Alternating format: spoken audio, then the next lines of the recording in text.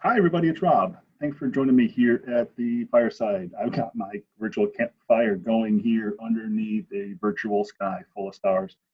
I hope you're out there also getting to enjoy some of these nice nights we've got.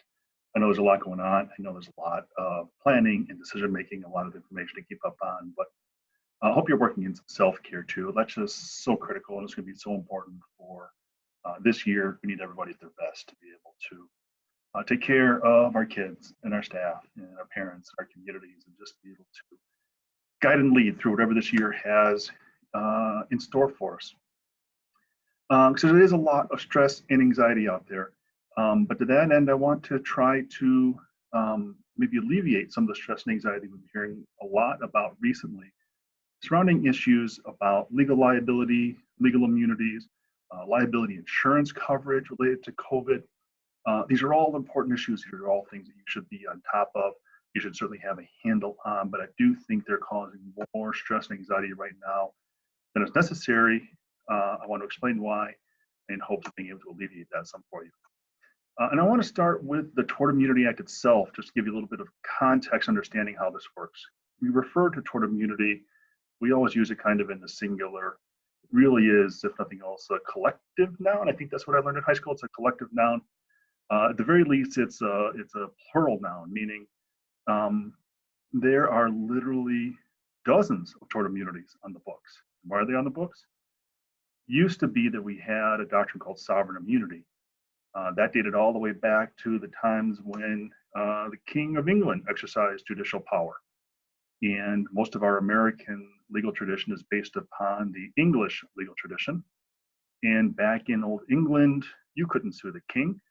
For any number of reasons, not the least of which was the king, by definition, could do no wrong, right? That idea that the sovereign, the king, was immune from being sued, that carried over into a doctrine called sovereign immunity, which was that you couldn't sue the government in the courts. The Illinois Supreme Court did away with the doctrine of sovereign immunity in Illinois. Took us a while, but we've abolished it. In its place, the General Assembly back in the 60s adopted a statute called the Tort Immunity Act. It's got a nice long name. Call me if you're really curious. The Tort Immunity Act effectively says, as long as all of our governmental bodies and their employees, public entities, specifically including school districts, they're going to be subject to lawsuits, fine, but there are some certain activities that we think public bodies need to be able to carry out without fear of liability. And these immunities are all structured and phrased in the context of activities. They are not, with a rare exception, there are a couple. They are not limited to particular public bodies. They apply to all public bodies equally, meaning that the same immunity that might apply for a school district is also available for a park district, also available for a city, etc. It does happen that some of these activity-based immunities more naturally are invoked by some public bodies more than others. So for example, there's an immunity for public roads, okay? Immunities concerning the upkeep of public roads and walking paths. Sometimes that comes into play for us at schools when we deal with things like driveways at the school or hiking and biking paths on our campuses, okay? There's the immunity for hazardous recreational activities. Sure, that one comes into play a lot for schools, We have football teams, we have cheerleaders.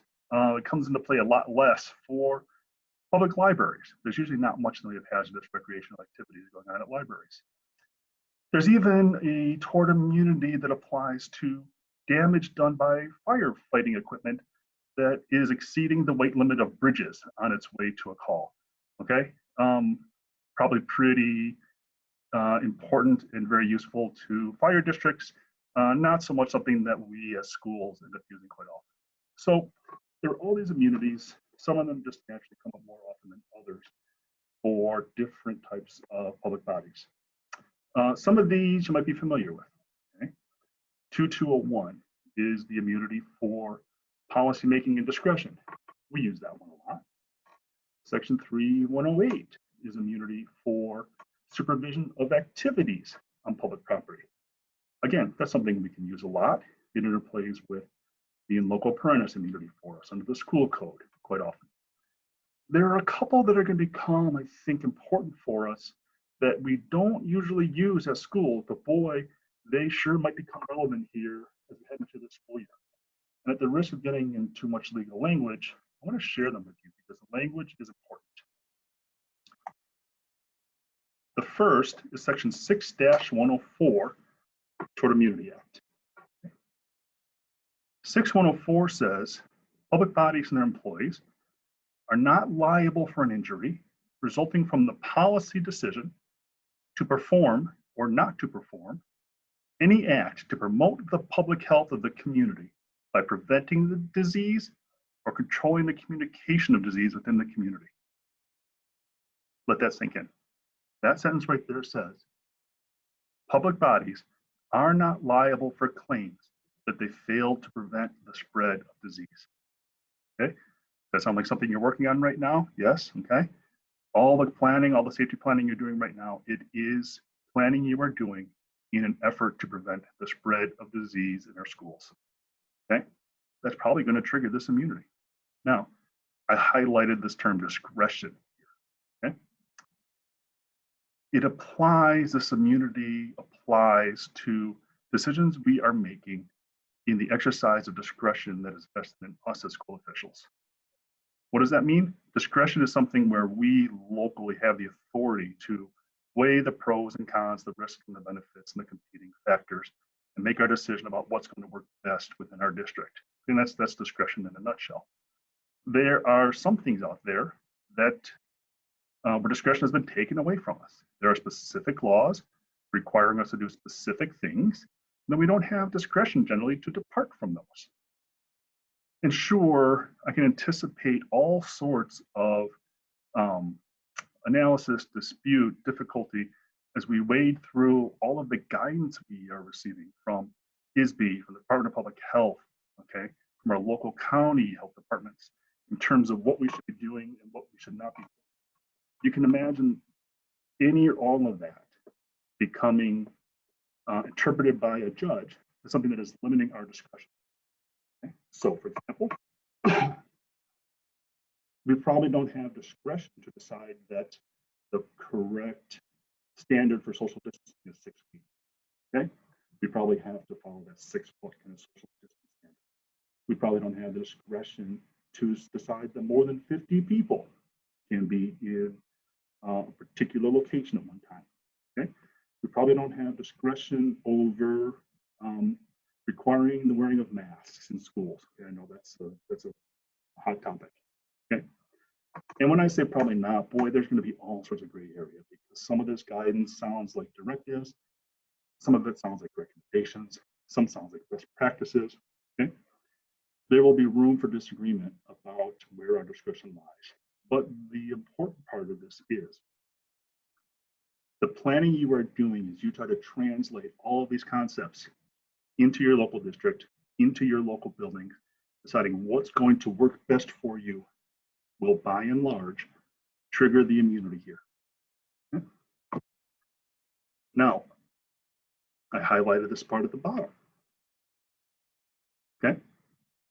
Due care is something that our employees need to exercise as they carry out the safety plans that we're putting together. Okay, I think it goes without saying, but the important part is, okay, if our employees are exercising due care in carrying out our plans, then we have an additional layer of immunity there. Okay. Now, let's go to 6105. 6105 concerns physical and mental examinations. This is a provision that gets used much more often by, say, public hospitals, okay, public health agencies.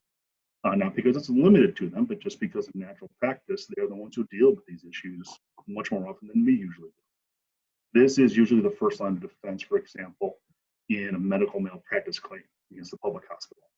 Well, we usually don't have to worry about anything that looks like medical malpractice claims in a school context, but boy, we usually aren't going to be doing the kind of things that we are probably going to be doing this upcoming year when it comes to checking symptoms, screening students, screening staffs, making decisions about excluding people from our buildings.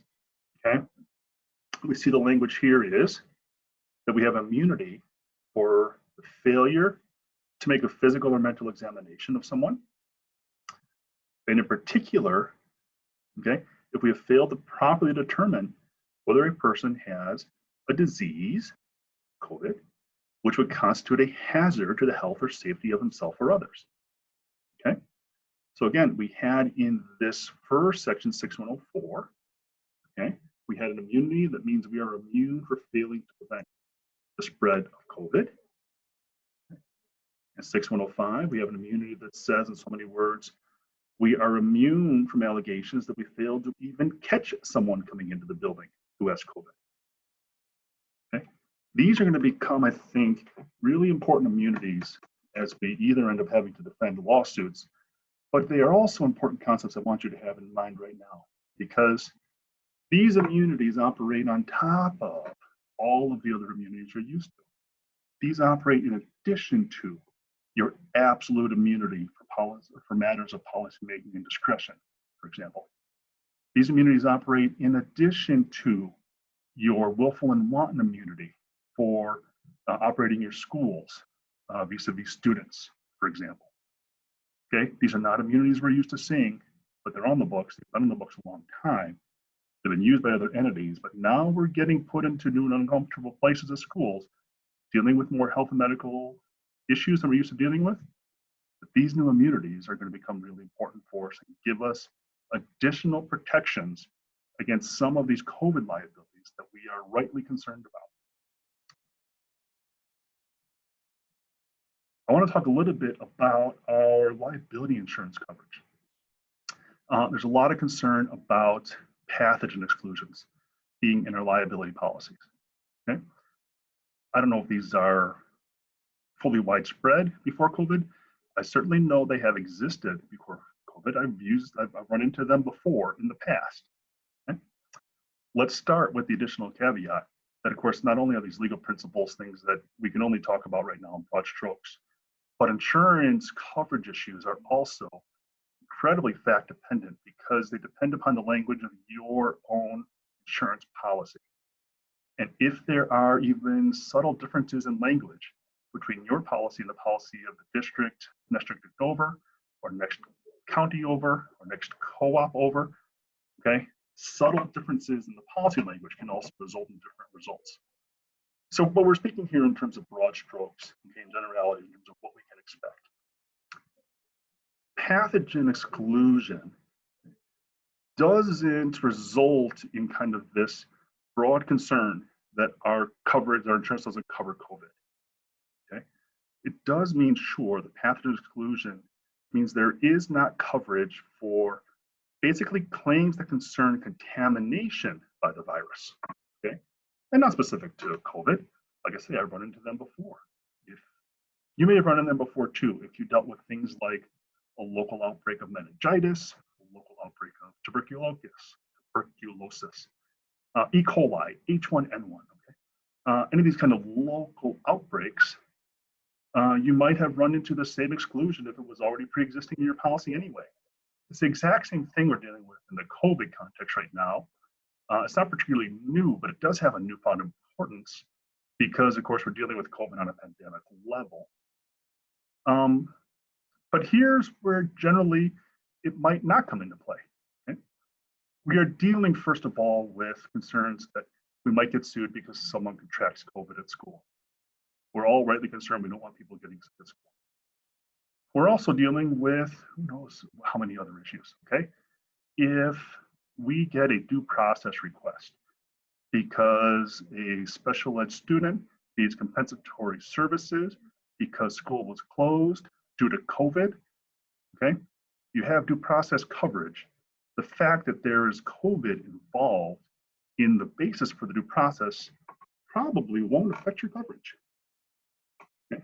If we have a sick leave or FMLA dispute with an employee, it probably doesn't matter whether the sick leave or FMLA leave is for COVID or cancer or pregnancy or any other reason.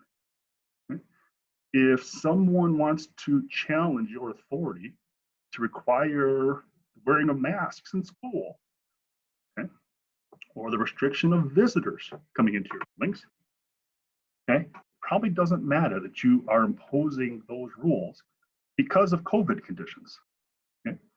So there are all these COVID adjacent issues and claims that we also need to be concerned about that, again, speaking in broad terms, probably won't be affected by the exclusion, or at the very least will lie on a spectrum in terms of kind of shades of gray in terms of how much impact there is. Okay. The other reason why this insurance issue I don't think should cause that much anxiety is because of this. That core group of claims that will really trigger the exclusion are those claims that someone was exposed or contracted COVID at school. But what did we just look at a few minutes ago? We looked at this kind of new to us legal immunity that says we are immune from claims that someone contracted COVID at school. We are immune from claims that we failed to prevent the spread of disease. Now, I'm not going to tell you it's perfect. Okay, I would rather have immunity and coverage. Okay, if nothing else, if we have immunity and coverage, then it means an insurance company will even cover defense costs. Let's just start with that, right? I'm certainly not going to sit here and rule out the possibility that some claims will fall through the cracks. Okay? It's impossible to sit here right now and declare that these immunities concerning the spread of disease match up perfectly with the pathogen exclusion policies. Okay, can't declare that it's perfect. But I will tell you this, it will be the rare exception, certainly not the rule. If you end up facing a COVID-related claim that is both uninsured and also not subject to some kind of legal immunity. Not saying it's possible, okay, but it will be the rare exception. And in particular, the legal risk in connection with all of this pales in comparison to the real world risk facing the health of your students and the health of your staff and the health of your community.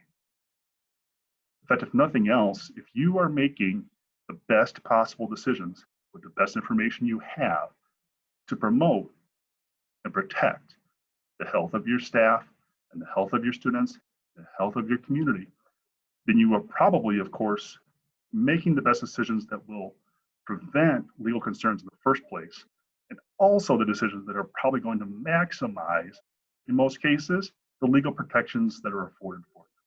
So I want you to have an understanding of these issues. I want you to have a grasp of how they're going to play out should they come and affect your district. I don't want them to drive your decision making.